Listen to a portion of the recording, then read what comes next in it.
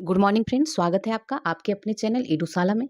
इस वीडियो में हम लोग घटना चक्र की चित्रात्मक प्रस्तुति का साइंस देखेंगे। ठीक है, साइंस इसमें बहुत ही बेहतरीन कवरेज किया गया है साइंस का, और इसमें फिजिक्स, केमिस्ट्री, बायोलॉजी, कंप्यूटर सभी है। तो एक एक करके इसका हम लोग देखेंगे। तो आज इस वीडियो में हम लोग इसकी भौतिकी विज्ञान का डिस्कशन करेंगे। ठीक है, तो चलिए इसको स्टार्ट करते हैं। स्टार्ट करने से पहले अगर आप चैनल पे नए हैं तो चैनल को सब्सक्राइब कर लीजिए, बेल आइकन को प्रेस कर दीजिए ताकि आपको नए नए वीडियो मिलता रहे, और साथ ही वीडियो को लाइक कीजिए, शेयर कीजिए, कमेंट कीजिए। तो चलिए इसको स्टार्ट करते हैं। चलिए स्टार्ट करते हैं। इसमें सबसे पहले हम लोग भौतिक विज्ञान देखेंगे। ठीक है, भौतिक विज्ञान। भौतिक विज्ञान में भौतिक राशियाँ देखेंगे, यांत्रिकी देखेंगे, स्थूल पदार्थों के गुण देखेंगे और प्रकाशिकी देखेंगे। तो चलिए स्टार्ट करते हैं भौतिक विज्ञान का। तो फर्स्ट है इसमें भौतिक राशि, जिन्हें मापा जा सके उन्हें भौतिक राशि कहते हैं। और ये दो प्रकार की होती है, मूल राशियाँ और उत्पन्न राशियाँ। ठीक है, मूल राशि को फंडामेंटल क्वांटिटीज कहते हैं, और उत्पन्न राशियाँ जो होती हैं डेरिवेटिव क्वांटिटीज होती हैं। ठीक है, और जो मूल राशियाँ होती हैं वो स्वतंत्र स्वतंत्र राशि होती हैं। तो मूल राशियाँ होती है द्रव्यमान, लंबाई, समय, ये सभी। और मूल राशियों को मापने के लिए मूल मात्रक होते हैं। ठीक है, उसी तरह उत्पन्न राशियाँ जो होती है मूल राशियों पर निर्भर करती हैं, और ये बल, संवेग, त्वरण होता है। और उत्पन्न राशियाँ मापने के लिए उत्पन्न मात्रक भी होते हैं, व्युत्पन्न मात्रक होते हैं। तो इसमें अंतर भी जान लीजिए कि ये स्वतंत्र होती है, ये मूल राशियों पर निर्भर होता है। इसमें क्या क्या होता है, द्रव्यमान, लंबाई, समय, और इसमें बल, संवेग, त्वरण, ये सभी। और मूल राशियों को मापने के लिए मूल मात्रक होता है, और व्युत्पन्न राशियाँ जो होती है उसको मापने के लिए व्युत्पन्न मात्रक होता है। ठीक है, मानक मात्रक क्या है, भौतिक मान के निश्चित मात्रक को मानक मात्रक कहते हैं। अब मात्रक या इकाई ये किसको कहते हैं, तो किसी भौतिक राशि जो फिजिकल क्वांटिटी होती है उसको मापने के लिए जो मानक स्टैंडर्ड स्वरूप लिया गया है उसी राशि को एक निश्चित परिमाण देता है। ठीक है, मात्रक। ठीक है, नेक्स्ट देखते हैं मात्रकों की अंतर्राष्ट्रीय पद्धतियाँ होती हैं। भौतिक राशि जो हम लोग जानते हैं उनको मापने के लिए एक स्टैंडर्ड पद्धति होती है। तो ये होता है CGS पद्धति होता है, MKS पद्धति होता है, FPS पद्धति होता है, और SI पद्धति होता है। तो इनको देखेंगे। CGS पद्धति, इसमें क्या होता है, इसका अन्य नाम फ्रेंच पद्धति है, मीट्रिक पद्धति है। इसका पूरा नाम क्या है, सेंटीमीटर ग्राम सेकेंड पद्धति इसको कहते हैं। इसमें मात्रक देख लीजिए, लंबाई का मात्रक सेंटीमीटर होता है, द्रव्यमान का मात्रक ग्राम होता है, और समय का क्या होता है, सेकेंड होता है।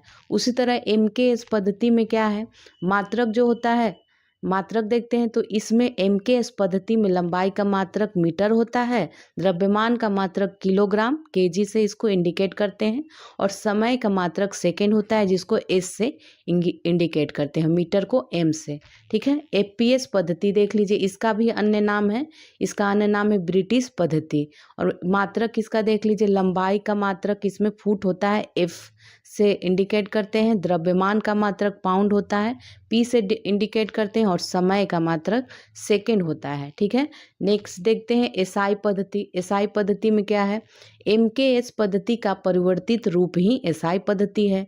पेरिस में आयोजित अंतर्राष्ट्रीय मापतौल इसके अंतर्गत महाअधिवेशन में स्वीकृत किया गया था। तो पेरिस में जो आयोजित हुई थी अंतर्राष्ट्रीय मापतौल महाअधिवेशन 1960 में, उसी में SI पद्धति को स्वीकृत किया गया था। वर्तमान में सर्वाधिक प्रयुक्त पद्धति कौन कौन है देख लीजिए, कुल 7 मात्रक हैं। लंबाई का मीटर M से इंडिकेट करते हैं, द्रव्यमान का किलोग्राम kg, समय का सेकेंड S, ताप का केल्विन K, विद्युत धारा का एम्पियर A, और ज्योति का तीव्रता का कैंडेला CD, और पदार्थ का परिमाण है मोल MOL से इंडिकेट करते हैं। ठीक है, अब वो हो गया। अब देखते हैं यांत्रिकी, इसकी परिभाषा देख लेते हैं। पिंडों पर बल लगाने या उन्हें विस्थापित करने पर उनके व्यवहार में होने वाले परिवर्तनों के अध्ययन हेतु उत्तरदायी भौतिक विज्ञान की ये शाखा होती है। तो जो पिंडों पर बल लगाने या उन्हें व्यवस्थापित करने पर उनके व्यवहार में जो परिवर्तन होता है उसके अध्ययन के लिए जो भौतिक विज्ञान की शाखा है वे यांत्रिकी कहलाती है। इसमें हम लोग देखेंगे भार और द्रव्यमान। ठीक है, तो सबसे पहले भार देखते हैं। भार की परिभाषा क्या है? किसी वस्तु पर पृथ्वी द्वारा लगाया गया आकर्षण बल होता है, वो भार होता है। भार का मात्रक न्यूटन होता है, सदिश राशि ये होती है और वस्तु का भार भिन्न भिन्न स्थानों पर भिन्न भिन्न संभव है। ठीक है, अब द्रव्यमान देखते हैं। द्रव्यमान किसी वस्तु या पदार्थ के परिमाण की मात्रा है। किसी वस्तु या पदार्थ के परिमाण की जो मात्रा होती है वो द्रव्यमान होता है और मात्रक इसका क्या होता है? ग्राम या किलोग्राम होता है। और द्रव्यमान जो होता है अदिश राशि होती है और द्रव्यमान प्रत्येक स्थान पर अचर होता है। ठीक है, आगे बढ़ते हैं। अब हम लोग देखेंगे दूरी और विस्थापन के बारे में। डिस्टेंस और डिस्प्लेसमेंट क्या होता है? तो दूरी देखिए, चले गए मार्ग की वास्तविक लंबाई को दूरी कहा जाता है और इसमें केवल परिमाण होता है और ये कभी शून्य नहीं होता है। ठीक है, दूरी जो होता है शून्य नहीं हो सकता। और विस्थापन के बारे में देखते हैं। प्रारंभिक और अंतिम बिंदु के मध्य की सबसे छोटी दूरी को विस्थापन कहते हैं। ठीक है, तो इनिशियल और फाइनल के बीच जो शॉर्टेस्ट डिस्टेंस होता है उसको विस्थापन कहते हैं और इसमें क्या होता है? परिमाण के साथ साथ दिशा भी होता है। ठीक है, और ये शून्य भी हो सकता है। ठीक है, तो ये दूरी और विस्थापन में अंतर भी था और दूरी और विस्थापन के बारे में आपने देखा भी। अब हम लोग चाल और वेग देखते हैं। तो चाल क्या होती है? प्रति इकाई समय में जो चली गई दूरी होती है वो चाल स्पीड कहलाता है। चाल बराबर होता है चली गई दूरी बाई समय। ठीक है, और ये अदिश राशि होता है। इसका जो एसआई मात्रक होता है वो मीटर पर सेकेंड होता है। उसी तरह अब वर्ग देखेंगे, वेलोसिटी जिसको कहते हैं, प्रति इकाई समय में उत्पन्न विस्थापन वर्ग ये वेग कहलाता है। वेग है ये वेलोसिटी। तो प्रति इकाई समय में उत्पन्न विस्थापन को वेग कहते हैं। वेग बराबर होता है विस्थापन बाय समय। अब ये वेग जो होता है सदिश राशि होती है और इसका एसआई मात्रक मीटर पर सेकेंड होता है। ठीक है, अब हम लोग आते हैं नेक्स्ट में त्वरण, एक्सीलरेशन देखते हैं। तो त्वरण की परिभाषा होती है समय के साथ वस्तु के वेग में जो परिवर्तन आता है उसे त्वरण कहते हैं। तो समय के साथ वस्तु के वेग में आया परिवर्तन त्वरण कहलाता है। इसका एसआई मात्रक मीटर पर सेकेंड स्क्वायर होता है और ये सदिश राशि होती है। ठीक है, त्वरण बराबर होता है अंतिम वेग माइनस प्रारंभिक वेग बटा में समय होता है। ठीक है, तो ए बराबर भी माइनस यू बाई टी आप जानते होंगे। तो ए बराबर v minus u by t होता है। आगे देखते हैं अब न्यूटन के गति के नियम के बारे में देखते हैं। वस्तुओं अथवा पिंडों की गति का वर्णन करने के लिए इन्होंने नियम दिए थे और ये नियमों की संख्या इनकी 3 है। तो ये न्यूटन के द्वारा 3 नियम दिए गए हैं। न्यूटन का गति विषयक पहला नियम। तो पहला नियम क्या है? कोई विराम वस्तु तब तक विरामवस्त या कोई गतिमान वस्तु तब तक एक समान रेखा चाल से सीधी रेखा में गतिमान रहेगी जब तक उसके ऊपर कोई बाहरी बल या एक्सटर्नल फोर्स काम नहीं करेगा। तो जब इसमें ये बताया गया है कि कोई वस्तु तब तक विराम में है तो विराम में ही रहेगी या गतिमान है तो गतिमान ही रहेगी जब तक कि उस पर कोई बाहरी बल कार्य ना करे। ठीक है, तो ये इनका फर्स्ट नियम है न्यूटन्स लॉ और इसका अन्य नाम इसको जड़ता का नियम भी कहते हैं। यह नियम जड़त्व से संबंधित है। ठीक है, न्यूटन का फर्स्ट लॉ जो है जड़त्व से संबंधित है। अब न्यूटन के दूसरा नियम देखते हैं। नियम क्या है? किसी वस्तु पर आरोपित बल उस वस्तु के द्रव्यमान तथा वस्तु में बल की दिशा में उत्पन्न त्वरण के गुणनफल के बराबर होता है। तो इसमें दिया है कि किसी वस्तु पर जो आरोपित बल होता है वो उस वस्तु का द्रव्यमान तथा वस्तु में बल की दिशा में जो उत्पन्न त्वरण होता है उसका गुणनफल होता है। ठीक है, F बराबर एम ए होता है। बल इक्वल टू द्रव्यमान इंटू त्वरण, F बराबर एम ए। ठीक है, एम ए। चलिए बल अब देखते हैं। बल का एसआई मात्रक क्या होता है? न्यूटन। बल का एसआई मात्रक न्यूटन होता है और केजी मीटर पर सेकेंड स्क्वायर भी होता है। न्यूटन की गति विषयक तीसरा नियम देख लीजिए। जब कभी कि एक वस्तु किसी दूसरी वस्तु पर बल लगाती है तो दूसरी वस्तु भी पहली वस्तु पर बराबर और विपरीत दिशा में बल लगाती है। ठीक है, तो इनके कहने का मतलब जब कोई एक वस्तु दूसरी वस्तु पे जब कोई हम बल लगाते हैं तो दूसरा वस्तु भी उतनी ही बराबर मात्रा में विपरीत दिशा में बल लगाती है। ये न्यूटन का थर्ड लॉ है और इसका अन्य नाम इसको कह सकते हैं क्रिया प्रतिक्रिया नियम इसको कह सकते हैं। जैसे आप किसी को थप्पड़ मारते हैं तो आपके भी हाथों में वो कंपन महसूस होता है।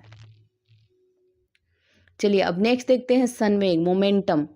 परिभाषा है इसकी, किसी वस्तु के द्रव्यमान और वेग का गुणनफल क्या कहलाता है? संवेग। संवेग बराबर क्या होता है? द्रव्यमान गुना वेग होता है।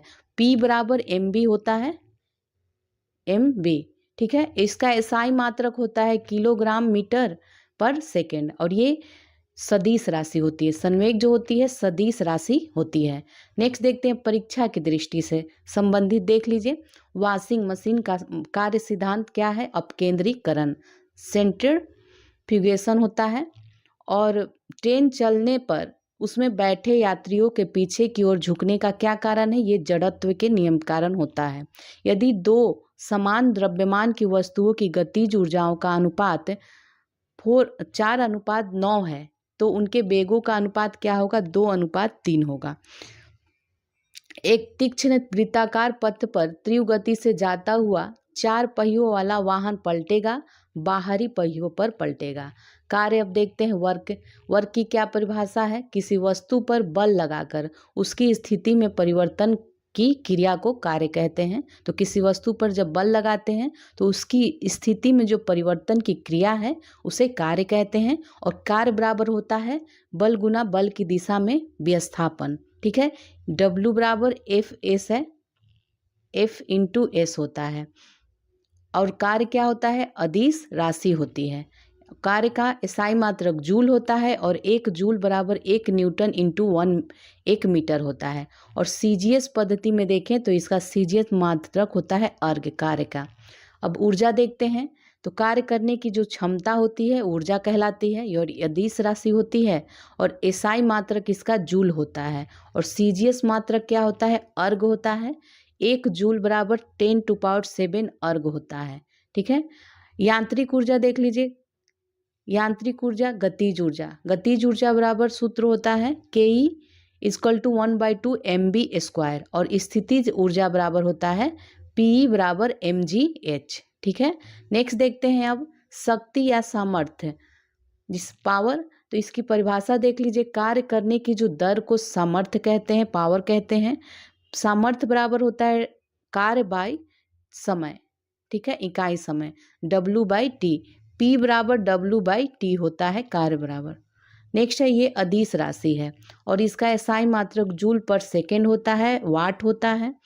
और सीजीएस मात्रक इसका gram centimetre square by second Q या अर्ग पर सेकेंड होता है। ठीक है, चलिए अब इसका अन्य मात्रक अश्व सामर्थ्य हॉर्स पावर भी होता है। 1 हॉर्स पावर = 746 वाट होता है।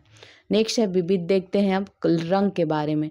प्राथमिक रंग क्या होते हैं? ऐसे रंग जो किसी अन्य रंग के मिश्रण से नहीं बनते हैं वो प्राथमिक रंग कहलाते हैं। कौन कौन है? ये 3 हैं, लाल, हरा और नीला रंग, ये प्राथमिक रंग है।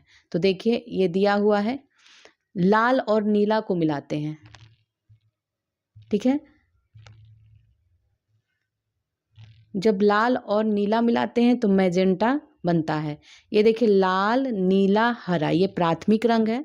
और लाल नीला को जब मिलाते हैं तो मैजेंटा बनता है। और जब लाल हरा को मिलाते हैं पीला बनता है। हरा और नीला को मिलाते हैं तो श्यान बनता है। और सभी मिलने के बाद सफ़ेद हो जाता है। तो ये वर्ण त्रिभुज है। द्वितीय रंग क्या होते हैं?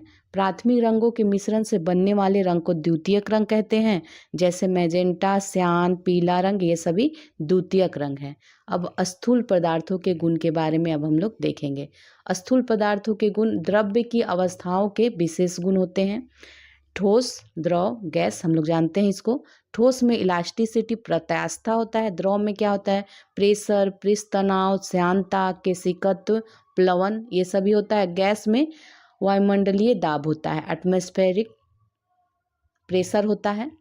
प्रत्यास्थता, इलास्टिसिटी के बारे में देखते हैं, इसका परिभाषा क्या है।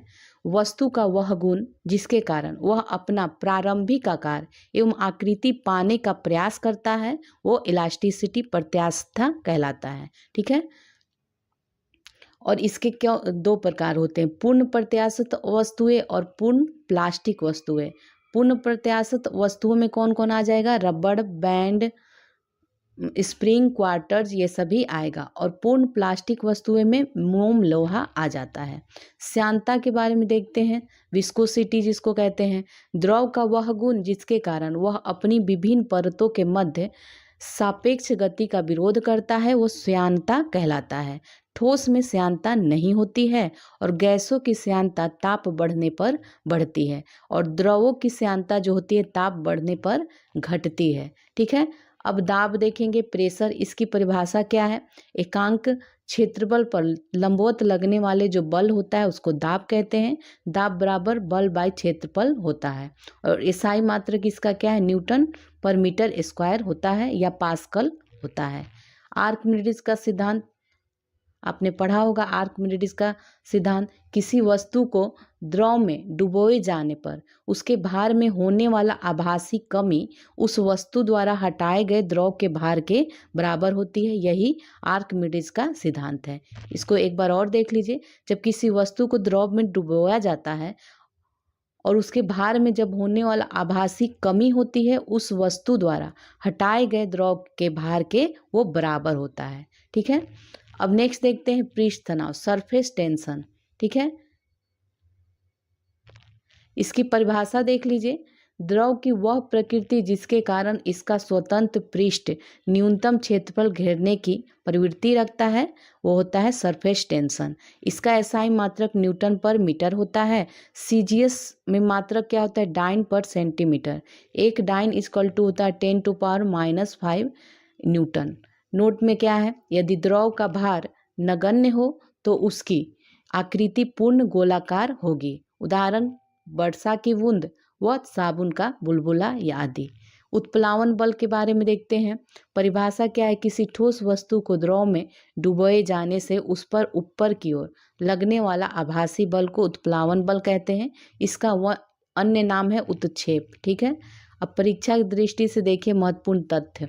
द्रव के अंदर किसी बिंदु पर दाब होता है तो P बराबर H इंटू डी इंटू जी होता है, जहाँ P क्या है, दाब है, H गहराई है, D उसका द्रव का घनत्व है और G गुरुत्वीय त्वरण है। एक ही पदार्थ के अणुओं के बीच लगने वाला जो बल होता है उसको संजसक बल कहते हैं, कोहेसिव फोर्स कहा जाता है इसको। भिन्न भिन्न पदार्थों के अणुओं के बीच लगने वाला बल होता है आसंजक बल, एडहेसिव फोर्स कहते हैं इसको।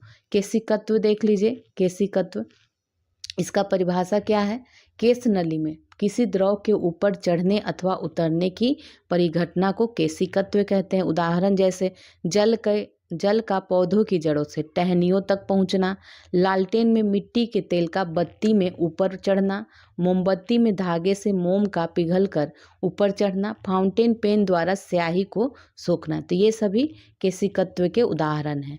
अब देखते हैं गुरुत्व के अधीन गति, मोशन अंडर ग्रेविटी, न्यूटन का गुरुत्वाकर्षण का नियम देखते हैं। इसकी परिभाषा सबसे पहले देख लीजिए। दो पिंडों के मध्य लगने वाले आकर्षण बल का परिमाण दोनों पिंडों के द्रव्यमानों के गुणनफल के अनुक्रमानुपाती तथा उनके बीच की दूरी के वर्ग के व्युत्क्रमानुपाती होता है। तो ठीक है, ये न्यूटन का गुरुत्वाकर्षण का नियम है कि दो पिंडों के मध्य जो बल लगता है, आकर्षण बल का जो परिणाम होता है, परिमाण दोनों पिंडों के द्रव्यमानों के गुणनफलों के अनुक्रमानुपाती होता है तथा उनके बीच की दूरी के वर्ग के व्युत्क्रमानुपाती होता है। तो F इक्वल टू क्या होता है, F समानुपाती होता है m1 into m2 by r square. F equal to हो जाएगा G m1 m2 by r square. ठीक है, ये फॉर्मूला है गुरुत्वाकर्षण के नियम का। सभी ग्रह सूर्य के चारों ओर दीर्घवृत्ताकार कक्षाओं में परिक्रमण करते हैं जिसके एक फोकस पर सूर्य होता है। तो ये केपलर का नियम है, केपलर का नियम है, इसको देख लेते हैं। तो इसका प्रथम नियम क्या है कि सभी ग्रह क्या है, सूर्य के चारों ओर दीर्घवृत्ताकार कक्षाओं में परिक्रमण करते हैं जिसके एक फोकस पर सूर्य होता है। इसका ये प्रथम नियम है। द्वितीय नियम क्या है, सूर्य से किसी ग्रह को मिलाने वाली रेखा समान समय अंतरालों में समान क्षेत्रफल पार करती है। तृतीय नियम क्या है, किसी ग्रह के परिक्रमण काल का वर्ग उसकी दीर्घवृत्ताकार कक्षा के अर्ध दीर्घ अक्ष के तृतीय घात के अनुक्रमानुपाती होता है। टी स्क्वायर इक्वल टू अनुक्रमानुपाती है AQ, ठीक है। अनुक्रमानुपाती स्थिरांक के बारे में अब देखते हैं। जी है, ये न्यूटन का गुरुत्वाकर्षण स्थिरांक है। इसका मात्रक न्यूटन मीटर स्क्वायर पर किलोग्राम स्क्वायर होता है। इसका मान कितना है, जी का मान कितना होता है 6.67 इंटू 10⁻⁻11 न्यूटन मीटर स्क्वायर पर केजी स्क्वायर होता है। गुरुत्वीय त्वरण क्या होता है, इसकी परिभाषा देखिए। मुक्त रूप से किसी ऊंचाई से पृथ्वी की ओर फेंकी गई वस्तु में पृथ्वी के गुरुत्व के कारण उत्पन्न त्वरण को गुरुत्वीय त्वरण कहते हैं, ठीक है। इसका मात्रक मीटर पर सेकेंड स्क्वायर होता है और पृथ्वी तल पर इसका मान सबसे कम कहाँ होता है, गुरुत्व का सबसे कम होता है मान विषुवत रेखा पे और सबसे अधिक ध्रुवों पर होता है। और जी से इसका क्या संबंध है, तो जी इजकल टू गुरुत्व, ये देख रहे हैं, जी इजकल टू GME/R स्क्वायर है। यहाँ ME क्या है, पृथ्वी का द्रव्यमान, और RE है पृथ्वी की त्रिज्या। अब उपग्रह की कक्षीय चाल देखते हैं। इसकी परिभाषा, किसी पिंड के चारों ओर वृत्तीय कक्षा में परिक्रमण करने वाले उपग्रह की चाल को उपग्रह की कक्षीय चाल कहते हैं। इसका सूत्र होता है V0 is equal to RE √G/R।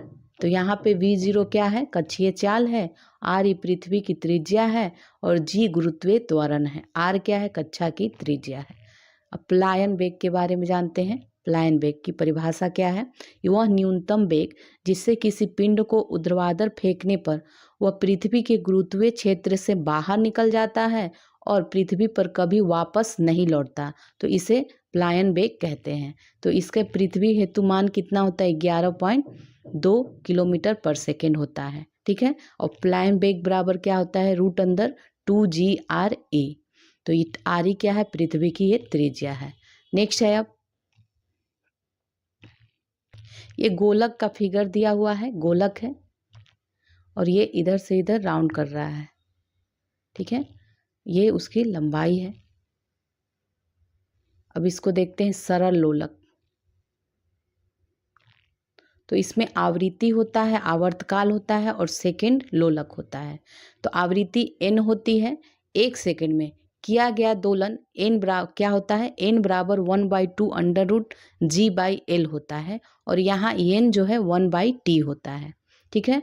Second लोलक 2 second के आवर्तकाल वाला लोलक होता है ये, और T आवर्तकाल जो होता है इसका फॉर्मूला होता है 2π√L/G होता है, ये फॉर्मूला है इसका T बराबर। अनंत लंबाई के सरल लोलक का आवर्तकाल 84.6 मिनट होता है, न कि अनंत होता है। सरल लोलक की अधिकतम सीमा 84.6 मिनट होती है। तो ये लोलक, सरल लोलक के बारे में था। अब हम लोग महत्वपूर्ण तथ्य देखेंगे। एक लड़की झूले पर बैठी स्थिति में झूल रही है, उस लड़की के खड़े हो जाने पर प्रदोल आवर्तकाल क्या हो जाएगा, कम हो जाएगा। लोलक घड़ियां गर्मियों में सुस्त हो जाती हैं। कृत्रिम उपग्रहों को पृथ्वी से ट्रैक किया जाता है डॉपलर प्रभाव के द्वारा। कक्षीय चाल एवं पलायन वेग का संबंध है, तो ये होता है VE इजकल टू √2V0, ठीक है। नेक्स्ट है, वह भारतीय जिसने न्यूटन से पूर्व ही बता दिया था कि सभी वस्तुएं पृथ्वी की ओर आकर्षित होती है, तो ये ब्रह्मगुप्त ने बताया था। अब प्रकाशिकी देखते हैं, ऑप्टिक्स। प्रकाश क्या है, लाइट। लाइट की परिभाषा, ऊर्जा का एक रूप जो वस्तुओं को दृश्यमान बनाता है वो लाइट कहलाता है। इसकी विशेषताएं क्या हैं, सीधी रेखा में संचरण करता है, अनुप्रस्थ तरंग होता है ये, प्रकाश है अनुप्रस्थ तरंगे होती है, निर्वात में भी संचरण इसका संभव है। ठीक है, इसका तरंगदैर्घ्य 400 nm से 700 nm होता है। अब नेक्स्ट देखते हैं प्रकाश की द्वैत प्रकृति। ठीक है, ड्यूअल नेचर। तो प्रकाश की द्वैत प्रकृति में एक कण प्रकृति होती है पार्टिकल नेचर और एक तरंग प्रकृति होती है वेव नेचर। तो जो कण प्रकृति होती है उसको दकार्ते द्वारा सर्वप्रथम प्रस्तुत किया गया था और आइजक न्यूटन द्वारा इसको विकसित किया गया है।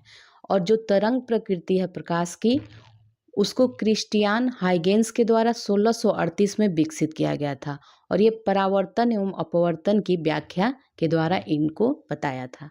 अब प्रकाश की चाल देख लीजिए, भिन्न भिन्न माध्यमों में अलग अलग चाल होती है प्रकाश की।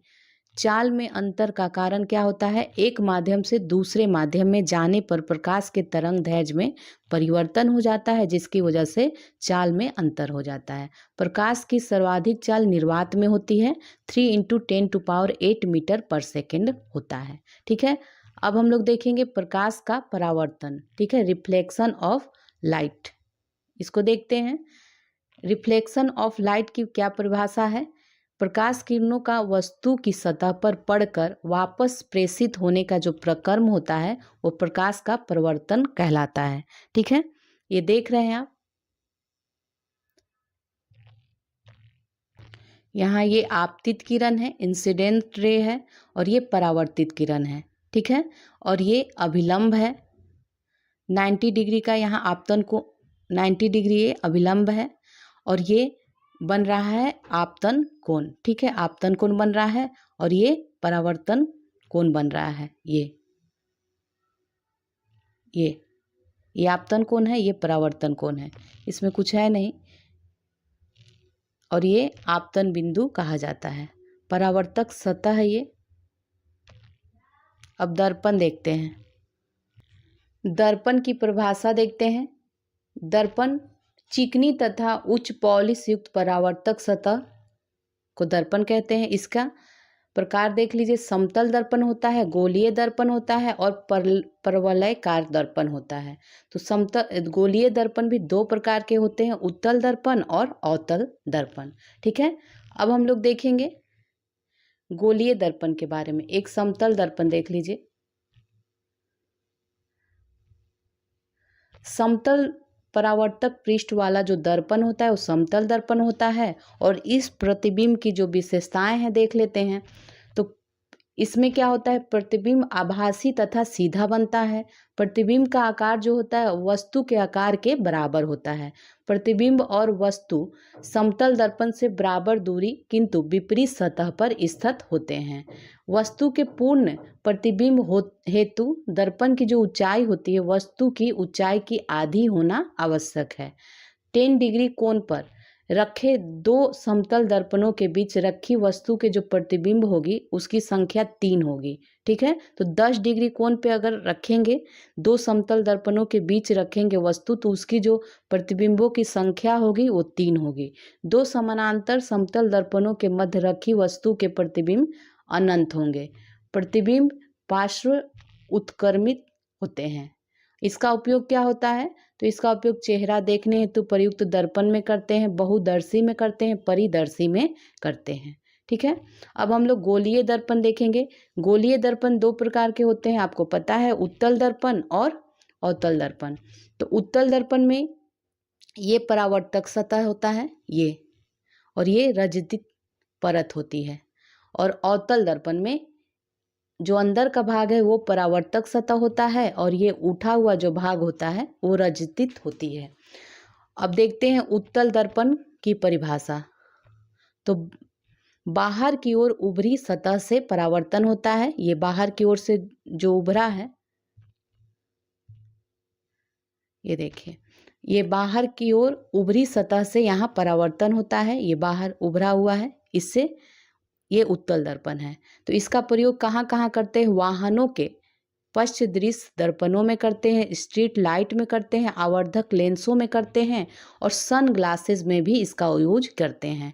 उसी तरह अवतल दर्पण में अंदर की ओर मुड़ी सतह से परावर्तन होता है, यहाँ से परावर्तन होता है।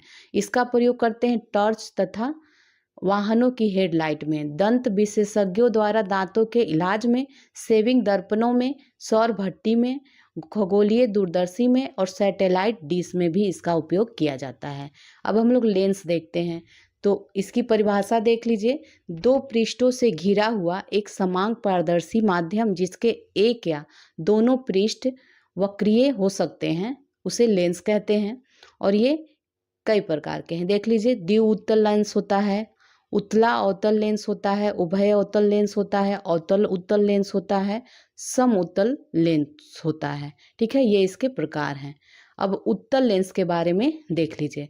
उत्तल लेंस इस तरह होता है, ये फिगर है उत्तल लेंस का, और फिर इसमें यहाँ फोकस होता है, फोकस दिया है केंद्र पर मोटा परंतु किनारों पर पतला होता है। ठीक है, तो ये देख रहे हैं आप कि ये केंद्र पे मोटा होता है, ये मोटा है, और किनारों पे इसके दोनों किनारे पतले हैं। और इसका अन्य नाम अभिसारी लेंस भी होता है और द्विउत्तल लेंस भी इसको कहते हैं। ठीक है, कॉन्वेक्स लेंस को द्विउत्तल लेंस, बाई कॉन्वेक्स लेंस और कन्वर्जिंग लेंस भी इसको कहा जाता है। इसका प्रयोग कहाँ कहाँ होता है? माइक्रोस्कोप में, कैमरा में, दूरदृष्टि दोष या हाइपर मेट्रोपिया के सुधार में किया जाता है। जो दूरदृष्टि दोष वाला व्यक्ति होता है उसके लिए इसका उपयोग किया जाता है, और दूरबीन के लिए किया जाता है। अब हम लोग अवतल लेंस देखेंगे, कॉनकेव लेंस। ये केंद्र पर पतला होता है, ये देख रहे हैं यहाँ पतला है, और परंतु किनारों पर ये मोटा होता है। ठीक है, और इसका अन्य नाम अपसारी लेंस है, डाइवर्जिंग लेंस, और उभयावतल लेंस है, बाई कॉनकेव लेंस है। और इसका प्रयोग करते हैं निकट दृष्टि दोष का निवारण के लिए, वाहनों की हेडलाइट के लिए, स्ट्रीट लैंप के लिए इसका प्रयोग करते हैं। अब प्रकाश का अपवर्तन क्या है? Reflection of light. इसकी परिभाषा देखिए। प्रकाश की किरण एक पारदर्शी माध्यम से दूसरे पारदर्शी माध्यम में प्रवेश करने पर उसके मूल पथ से जो विचलित हो जाते हैं उसे प्रकाश का अपवर्तन कहते हैं। ये देखिए, प्रकाश की किरण आ रही है और ये अभिलंब है, ये विरल माध्यम है, ये संघन माध्यम है। तो यहाँ से आते हुए ये विचलित हो जा रही है, तो ये किरण, आपतित किरण, जो आने वाली किरण है उसको आपतित किरण कहते हैं, और ये विचलित हो जाती है, तो इसे ही प्रकाश का अपवर्तन कहते हैं, रिफ्रैक्शन ऑफ लाइट कहते हैं। ठीक है, अपवर्तन के उदाहरण क्या होते हैं? जल में डूबी हुई छड़ का बाहर से देखने पर छोटी और सतह पर मुड़ी हुई दिखना, ये प्रकाश के अपवर्तन के कारण होता है। पानी से भरे बर्तन में पड़े सिक्के का अपने स्थान पर उठा हुआ प्रतीत होना, तारों का टिमटिमाना, ये सभी प्रकाश के अपवर्तन का होता है। अपवर्तनांक क्या होता है? इसकी परिभाषा है निर्वात में प्रकाश की चाल का किसी माध्यम में प्रकाश की चाल से अनुपात अपवर्तनांक कहलाता है। तो अपवर्तनांक इजकल टू क्या होता है? निर्वात में जो प्रकाश की चाल होती है बटे में माध्यम में प्रकाश की चाल, ये अपवर्तनांक बनाती है। माध्यम का अपवर्तनांक जितना अधिक होगा उसमें प्रकाश की चाल उतनी ही कम होगी, और इसका प्रतीक है म्यू, म्यू के द्वारा इसे दर्शाते हैं। पूर्ण आंतरिक परावर्तन किसी सघन माध्यम से विरल माध्यम में जाने वाली प्रकाश किरण हेतु आपतन कोण क्रांतिक कोण से अधिक होने पर किरण का सघन माध्यम के पृष्ठ से परावर्तित होकर जो वापस लौट जाना पूर्ण आंतरिक परावर्तन कहलाता है। ठीक है,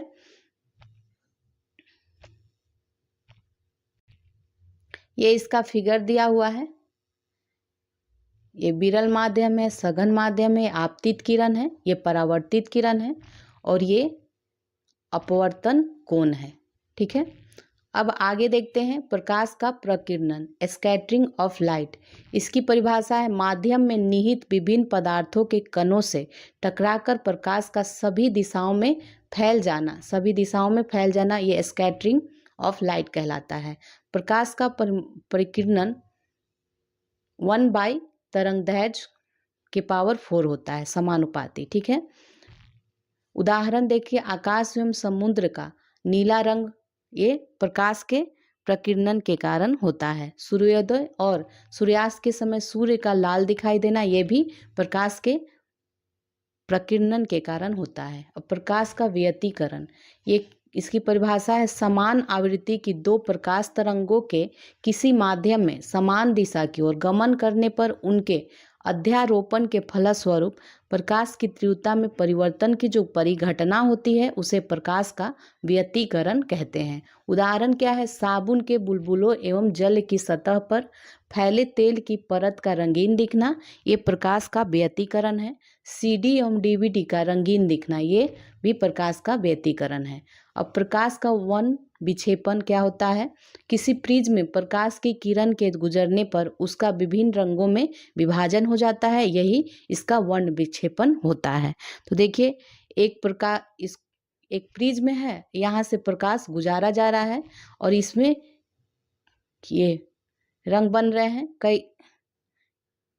कई रंगों में ये विभाजित हो रहा है। अब ये रंग कौन कौन से हैं? रेड है, ऑरेंज है, येलो है, ग्रीन है, ब्लू है, इंडिगो है, वायलेट है। ठीक है, इसको आप जानते ही होंगे, 7 रंगों में विभाजित हो जाता है। इसका उदाहरण क्या है? इंद्रधनुष 7 रंगों का होता है, विविगर, इसको याद कर लीजिएगा। तो आपका ये भौतिकी कंप्लीट हो गया। अब हम लोग नेक्स्ट वीडियो में रसायन देखेंगे। तो चलिए नेक्स्ट वीडियो मिलते हैं। तो वीडियो को लाइक कीजिए, शेयर कीजिए, कमेंट कीजिए और साथ ही अगर आप चैनल पे नए हैं तो चैनल को सब्सक्राइब करिए, बेल आइकन को प्रेस कर दीजिए ताकि आपको नए नए वीडियो का नोटिफिकेशन सबसे पहले मिले। तो चलिए